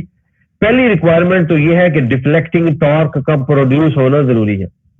हमने इंस्ट्रूमेंट को डिजाइन भी कर लिया, कैलिब्रेट भी करवा लिया, अब हमारे पास इंस्ट्रूमेंट आ गया, and we want to deploy to measure electrical, for example quantities, resistance, inductance, capacitance, current, voltage, blah blah blah. तो उसमें जो फर्स्ट पॉइंट है, फर्स्ट एसेंशियल रिक्वायरमेंट में जो फर्स्ट एलिमेंट है वो है जी डिफ्लेक्शन टॉर्क। ये देखिए, ये हमारे यहाँ एक परमानेंट मैग्नेट है, ये देखिए ये हमारे पास एक परमानेंट मैग्नेट है। परमानेंट मैग्नेट के अंदर एक मूविंग कॉइल रखी हुई है, और ये कॉइल हम पढ़ेंगे जब इसको तब बात करेंगे। मैं सिर्फ अभी आपको जनरली कुछ थोड़ा सा इंट्रोडक्शन देता हूं कि ये है क्या।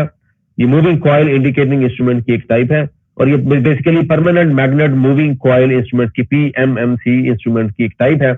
ये हमारे यहाँ एक कैलिब्रेटेड स्केल है, ये कैलिब्रेटेड, ये ब्लू वाली कैलिब्रेटेड स्केल है, इट्स नॉट ब्लू जो भी इसका रंग है, कैलिब्रेटेड स्केल है। ये एक पॉइंटर है, ये पॉइंटर मूव करता है इनिशियल कंडीशन से। देखिए ये पॉइंटर बेसिकली यहाँ से मूव करके गया है, ये यहाँ था तो ये यहां तक इसने मूव किया है। ये जो इसने मूव किया है तो इसने एंगुलर रोटेशन ली है, ये ग्रीन वाली, इसको हमने कहा है ये डिफ्लेक्शन टॉर्क है या डिफ्लेक्टिंग टॉर्क है। ये टॉर्क कैसे प्रोड्यूस होता है, इसकी टाइप्स है इंस्ट्रूमेंट की क्लासिफिकेशन के ऊपर। फॉर एग्जांपल ये मूविंग आयरन इंस्ट्रूमेंट्स में और तरह पैदा होता है, मूविंग कॉइल इंस्ट्रूमेंट्स में किसी और तरह पैदा होता है। डिफ्लेक्शन टॉर्क कैसे प्रोड्यूस होता है हम इसकी बात इन डिटेल में करेंगे, लेकिन एसेंशियल रिक्वायरमेंट में पहली चीज ये है कि इंस्ट्रूमेंट के वर्क करने के लिए जरूरी है कि उसमें डिफ्लेक्शन टॉर्क हो। अगर डिफ्लेक्शन टॉर्क है नहीं तो ये पॉइंटर स्केल के ऊपर मूव कैसे करेगा। जब पॉइंटर मूव ही नहीं कर रहा, कोई डिफ्लेक्शन नहीं है, तो हमने इंस्ट्रूमेंट में मेजर क्या करना। द सेकेंड जो एलिमेंट है, एसेंशियल रिक्वायरमेंट है इंडिकेटिंग इंस्ट्रूमेंट की, वो है जी कंट्रोलिंग टॉर्क।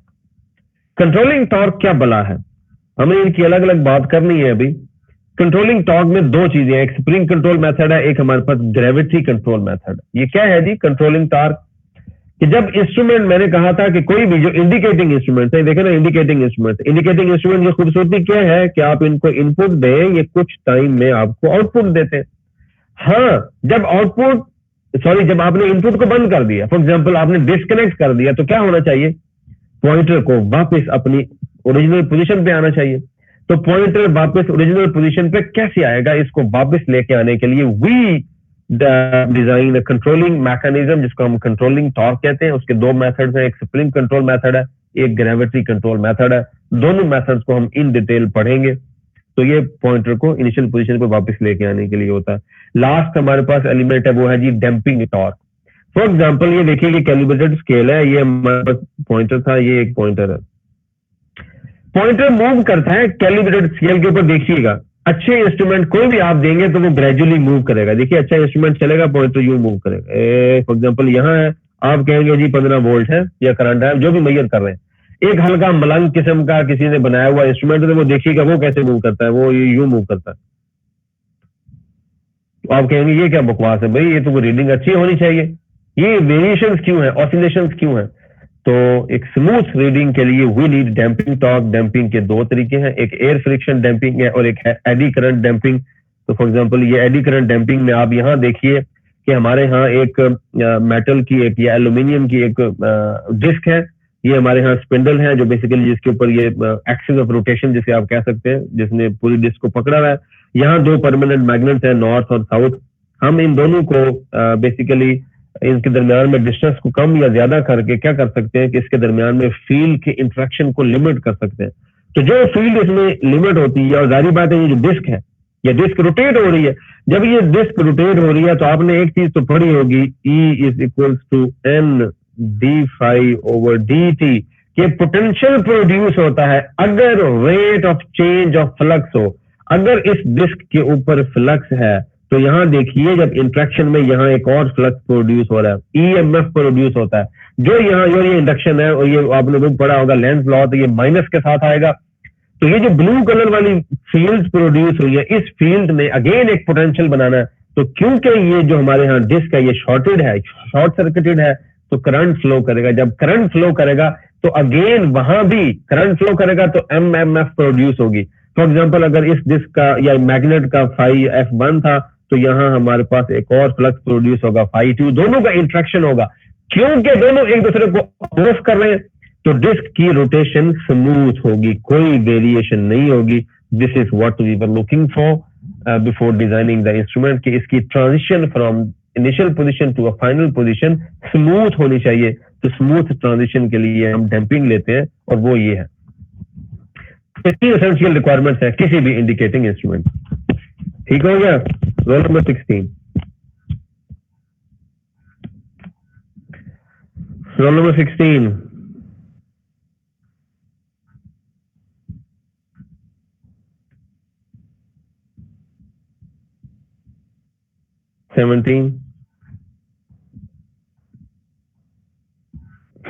Roll number 17।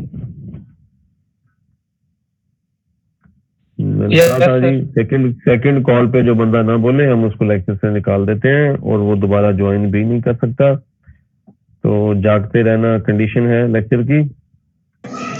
जी सर, चलिए सर, माइक ऑन करते हुए सर लीव का बटन दब गया। Who is there? Role number 16। Role number 16 sir.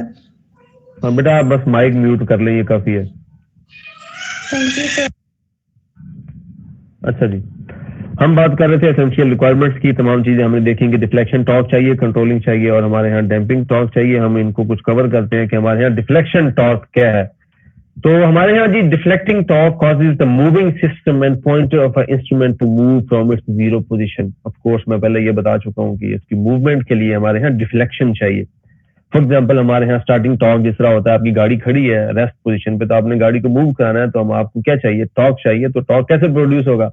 आप कहेंगे जिसकी ब्रेकिंग बड़ी अच्छी है, फ्लम बहुत अच्छा है, स्पिल बहुत अच्छा है इसका जी, इसका टर्निंग रेडियस बड़ा कम है, तो 1500 आपके उसकी डेफिनेशन या उसकी खूबसूरतियां बयान करते रहे, गाड़ी चल ही नहीं रही, चल ही नहीं सकती, तो क्या क्या फायदा है उस डिजाइन का? I worked for a BMW in a research project for 1 year। तो उनके कंट्रोल बहुत अच्छे हैं कंपेयर टू हमारी लोकल मार्केट से, तो बहुत ज्यादा अच्छे हैं। लेकिन उसके लिए भी डिफ्लेक्शन का होना जरूरी है, इनिशियल टॉर्क का होना जरूरी है, तो बाकी सारी कहानी है। इंस्ट्रूमेंट डिजाइन बहुत अच्छा है, खूबसूरत है, नीले पीले जामुनी रंग का है और बड़ा जबरदस्त है, लेकिन ये चलता नहीं है, तो हमने अचार डालना है उसका। तो डिफ्लेक्शन टॉर्क रिक्वायरमेंट थी, तो ये है क्या? तो production of deflection torque depends on the type of indicating instrument, principle of operation. जब इंडिकेटिंग की टाइप सिलेक्ट होती है तो वर्किंग प्रिंसिपल ऑटोमेटिकली आ जाता है। For example moving iron instruments में क्या होगा? वो मूविंग आयरन की भी आगे 2 टाइप्स है, एक अट्रैक्शन टाइप है, एक रिपल्शन टाइप है। जब टाइप डिसाइड करेंगे तो फिर टॉर्क की बात आएगी। तो डिफ्लेक्शन टॉर्क को हम TD से रिप्रेजेंट करते हैं। तो यहाँ देखिए वही permanent magnet moving coil instrument है, 2 परमानेंट मैग्नेट है, दरमियान में एक मूविंग कॉइल है जो कि रेक्टेंगल शेप की है। इसके नीचे 2 स्प्रिंग्स भी लगे हुए हैं, जो अभी आपको शायद नहीं पता, तो इसको अगर आप नोटिस करें तो एक ये स्प्रिंग है, एक ये स्प्रिंग है, दोनों एक दूसरे के एंटी ये बेसिकली अटैच्ड है, ताकि अगर ये जितनी भी टॉर्शन प्रोड्यूस करे, फॉर एग्जांपल क्लॉकवाइज, जब हम इंडक्शन को हटा दें, इंस्ट्रूमेंट किसी चीज की क्वांटिटी को मेजर न कर रहा हो, तो पॉइंटर को वापस इनिशियल कंडीशन पे ले आए। ये डिफ्लेक्शन टॉर्क का एक थोड़ा सा मैकेनिज्म है कि डिफ्लेक्शन कैसे प्रोड्यूस होती है। ऑफ कोर्स जब हम इनकी टाइप्स पढ़ेंगे इंस्ट्रूमेंट के अलग अलग, तो हम डिफ्लेक्शन टॉर्क जो है ये हर इंस्ट्रूमेंट में कैसा है, इसका एक मैथमेटिकल एक्सप्रेशन पढ़ेंगे बेहतरीन करके। हम ही नहीं कहेंगे कि ये बात सामने करंट दिया तो ये हो गया, नहीं। We are a strong believer of engineering. तो इंजीनियरिंग की हम जब बिलीवर हैं तो इंशाल्लाह बात भी उसी लिहाज से करेंगे। फिर है जी हमारे पास controlling torque. So controlling torque limits the movement of pointer and ensures that the magnitude of deflection is unique and it's always same for the given value of electrical quantity to be measured. एक instrument में से चल चल के कभी ना उसमें fatigue भी आ जाती है, मटेरियल की कुछ लिमिटेशंस भी हैं, हम इनकी बात भी किसी वक्त करेंगे, लेकिन फॉर नाउ हम ये कहते हैं कि ये जब भी मेजर करें तो ये सेम वैल्यू देना चाहिए, ये कंट्रोलिंग टॉर्क की रिक्वायरमेंट है। The pointer is brought to rest, pointer scale के ऊपर, कैलिब्रेटेड स्केल के ऊपर उस वक्त रेस्ट में आता है जब डिफ्लेक्शन टॉर्क और कंट्रोलिंग टॉर्क इक्वल हो जाए। और डिफ्लेक्शन एंड कंट्रोलिंग चूंकि एक दूसरे के अपोजिट होते हैं, जहां हमारे पास डिफ्लेक्शन टॉर्क कंट्रोलिंग टॉर्क के इक्वल होगा पॉइंटर स्केल के ऊपर रुक जाएगा। The controlling torque is obtained by two ways. अच्छा ये मैंने गलत जगह पे लिख दिया है,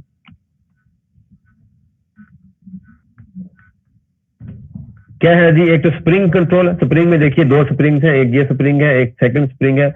जब हम इस इंस्ट्रूमेंट को पढ़ेंगे तो फिर ये भी बताऊंगा कि ये स्प्रिंग चूंकि मेटल के हैं तो हम इनको कंडक्टर के तौर पर भी इस्तेमाल करते हैं। देखिए करंट जा रहा है, I1 I2 is entering here, I2 leave हो रहा है सेकंड स्प्रिंग से। ये हमारे पास एक कॉइल है, ये एयर कोर्ड कॉइल है, ये basically dynamometer type moving coil instrument की एक टाइप है। हम इसको जब पढ़ेंगे तो देखेंगे। कैलिब्रेटेड स्केल है, ये एक पॉइंटर है। तो स्प्रिंग कंट्रोल भी हो सकता है, ग्रेविटी कंट्रोल भी हो सकता है, ये कंट्रोलिंग टॉर्क प्रोड्यूस करने के मेथड्स हैं। For example spring control method में हमारे पास क्या है जी, दो स्प्रिंग्स होते हैं, बाकी हमारा ये पिवट सिस्टम सारा स्पिंडल और ये pointer scale. Two oppositely bound spiral hair springs of non magnetic alloy such as phosphorus, bronze or beryllium copper are used in spring control method.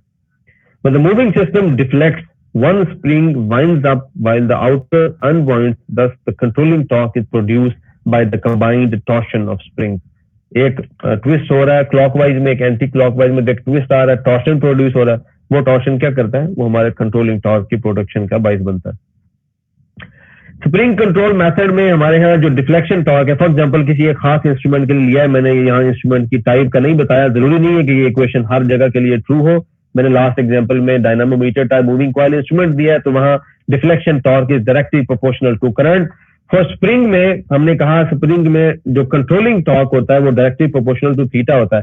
Technically for example अगर मैं देखूं तो controlling torque in terms of spring control is equal to या directly proportional to theta. ये जितनी भी deflection होगी तो हम इसे कहते हैं कि controlling torque is equal to K theta. और के की जो वैल्यू है अगर हम देखें फॉर एग्जांपल किसी भी किस्म का स्प्रिंग है, मैंने अभी बात की है ना कुछ टाइम में स्प्रिंग में फटीग आ जाती है, तो वो फटीग में हमारे यहाँ एक लंबी चौड़ी कहानी है। तो फॉर एग्जांपल अगर हम देखें तो ये हमारे पास इसकी वैल्यू होती है EBT³ divided by 12L into theta. ये ई हमारे पास योंग्स मॉडुलस है, ये आपने पढ़ा होगा, न्यूटन पर मीटर में मेजर होता है। ये हमारे यहाँ जो बी है, अगर हमारे पास एक हम स्ट्रिप लें जिसकी लेंथ L हो, कॉइल की एक स्ट्रिप हो जिसकी लेंथ मीटर में L मीटर है, उसकी जो थिकनेस है उसकी वैल्यू T वो भी मीटर में हम ले लें, और उसकी जो डेप्थ है वो भी मीटर में लें, डेप्थ B है, तो ये स्प्रिंग का कांस्टेंट बनता है। तो कौन सा कांस्टेंट कैसे होगा, तो कौन सा स्प्रिंग कितना अच्छा चलेगा, तो ये चीजें जब हम पढ़ेंगे डिटेल में तो हम इनकी बात भी करेंगे। अगर डिफ्लेक्शन टॉर्क करंट के डायरेक्टली प्रोपोर्शनल है और controlling torque directly proportional theta के है, ये दोनों जब एक दूसरे के बराबर आ जाएंगे तो स्टैंड स्टिल में इंस्ट्रूमेंट की रीडिंग आएगी। Theta is directly proportional to current, इसका मतलब ये हुआ theta is directly proportional to I. The spring controlled instrument have uniform scale, इसके अंदर किसी किस्म की कोई कंजस्टेड स्केल नहीं होती। From zero till a maximum value same scale होगा, सेम स्प्लिट होगा वैल्यूज का, उसकी बात आ गई। ये स्प्रिंग कंट्रोल का बेनिफिट है। ग्रेविटी कंट्रोल में क्या होता है जी, ग्रेविटी कंट्रोल में दो वेट होते हैं स्पिंडल के साथ अटैच, ये W1 है, ये W2 है। जब पॉइंटर मूव करता है डिफ्लेक्शन का तो ये हमारा स्प्रिंग W2 ये देखिए क्लॉकवाइज मूव करेगा, ये देखिए हमारे यहाँ ये बनेगा, ये आपने वो पढ़ा होगा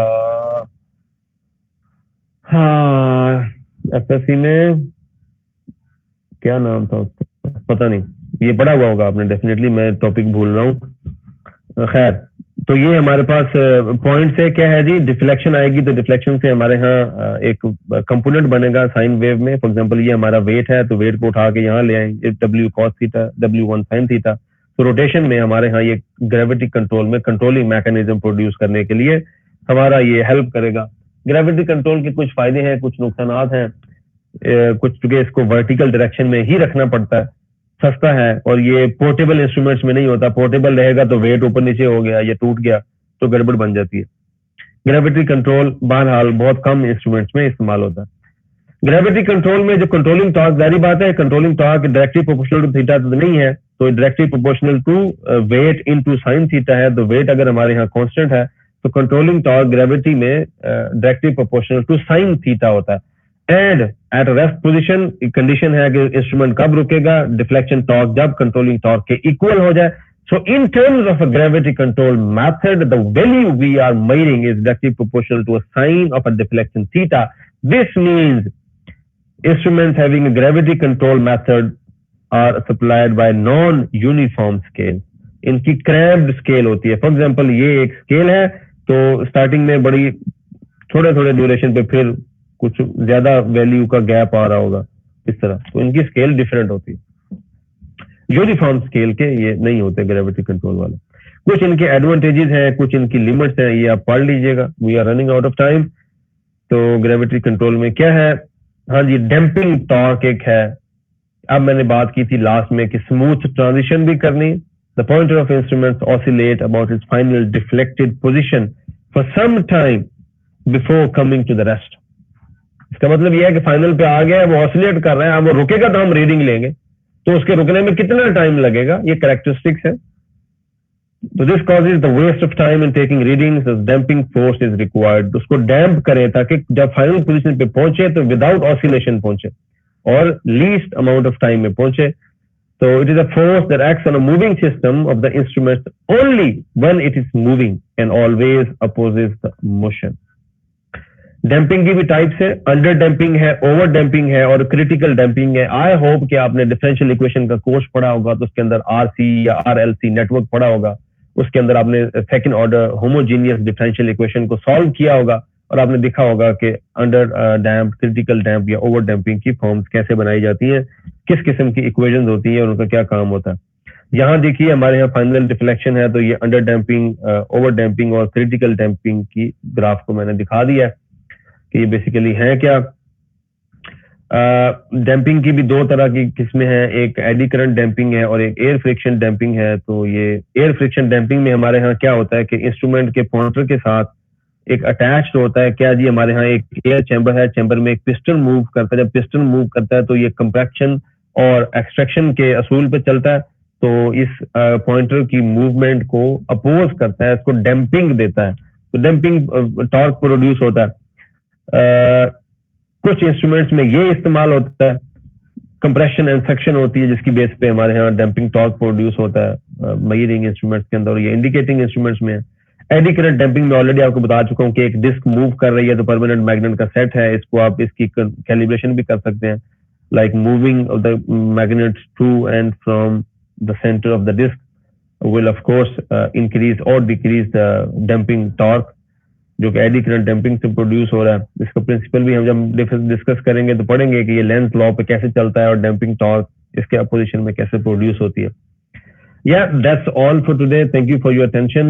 We started today with the course description. We discussed the course outline we are going to cover in the next 16 academic weeks. We had an initial introduction of course learning outcomes. And later we started a unit 1 fundamentals. वहाँ हमने absolute या secondary instruments, essential requirement of indicating instruments को specially discuss किया है। Secondary instruments की types को भी देखा है। ये तो हमारे पास इंडिकेटिंग इंस्ट्रूमेंट्स में हमने deflection, controlling and damping torque की बात की है। That's all from my side. Thank you for your time. If you have any question you are free to ask. Sir, ये जो डैम्पिंग टॉर्क होता है ये पॉइंटर के वेट से भी प्रोड्यूस हो सकता है? पॉइंटर बेटा जब हम बनाते हैं तो एक चीज आती है वेट रेशियो, जब हम पढ़ेंगे ना आगे देखेंगे, तो इंतहाई लाइट वेटेड होता है हमारा पॉइंटर, ताकि हमारा जो कॉइल उसको मूव कर रहा है उसको ज्यादा डिफ्लेक्शन टॉर्क प्रोड्यूस ना करना पड़े। फर्ज किया एक हैवी वेट का अगर हमारा पॉइंटर होगा तो उसको डिफ्लेक्शन करने के लिए ज्यादा टॉर्क चाहिए, ज्यादा टॉर्क प्रोड्यूस करने के लिए ज्यादा कॉइल्स की टर्न चाहिए। ये तो सारा इंस्ट्रूमेंट एक्सपेंसिव हो गया, वजनी हो गया, गड़बड़ होगी।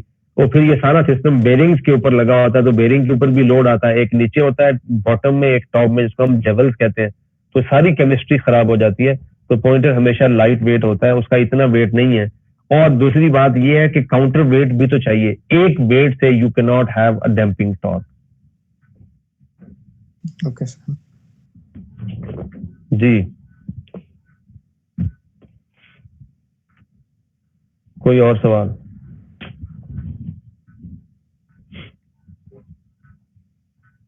देखिए पढ़ने का मजा वैसे ही होगा अगर आप डिस्कशन करें और चीजें समझें तो फायदा होगा।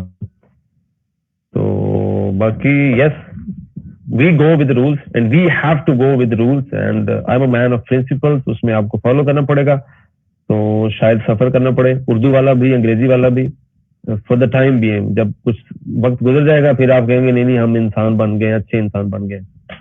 तो या if you have no question I would suggest to end the call here.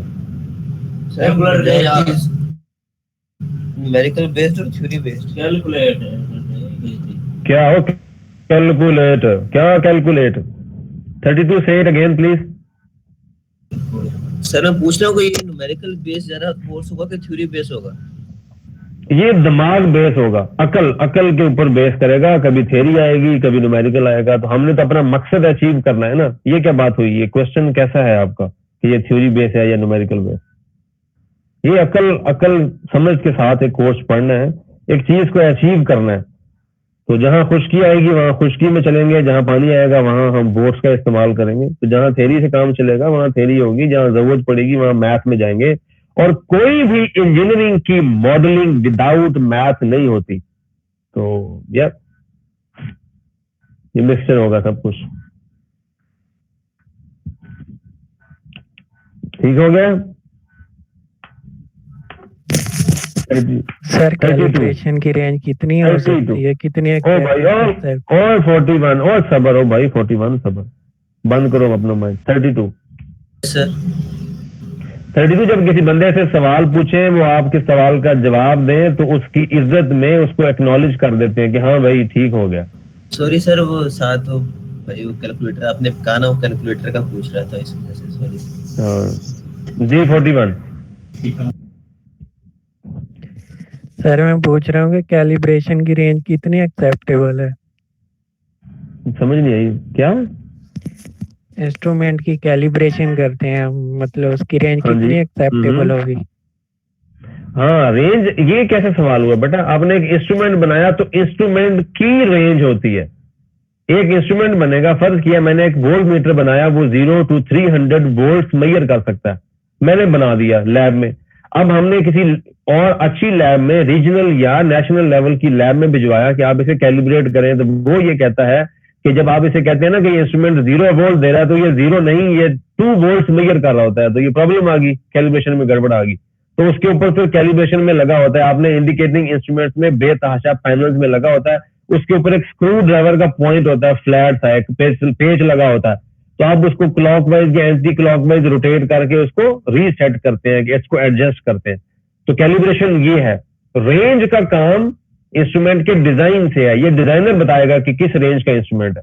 हाँ हमारी लैब में हाई वोल्टेज में इंस्ट्रूमेंट्स हैं जो 500 किलो वोल्ट 5 लाख वोल्टेज को मेजर करते हैं। आपकी इलेक्ट्रॉनिक या आपकी एलसीए की लैब में इंस्ट्रूमेंट्स हैं जो 200 वोल्ट मेजर करते हैं। तो इंस्ट्रूमेंट की रेंज अलग चीज है, मेजरिंग रेंज डिजाइन पैरामीटर है। कैलिब्रेशन वाले ने ये कैलिब्रेट करना है कि जो आप कह रहे हैं क्या इंस्ट्रूमेंट सही है कि नहीं। इंस्ट्रूमेंट की स्केल कह रही है 100 वोल्ट मेजर किए हैं, रियलिटी में वो 100 नहीं है, वो 98 है। तो ये कैलिब्रेशन। Okay sir.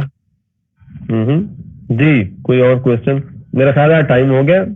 अगर आपकी क्लास नहीं है क्वेश्चन डिस्कस कर सकते हैं, अगर आपकी क्लास है तो मेरी तरफ से बाइंडिंग कोई नहीं।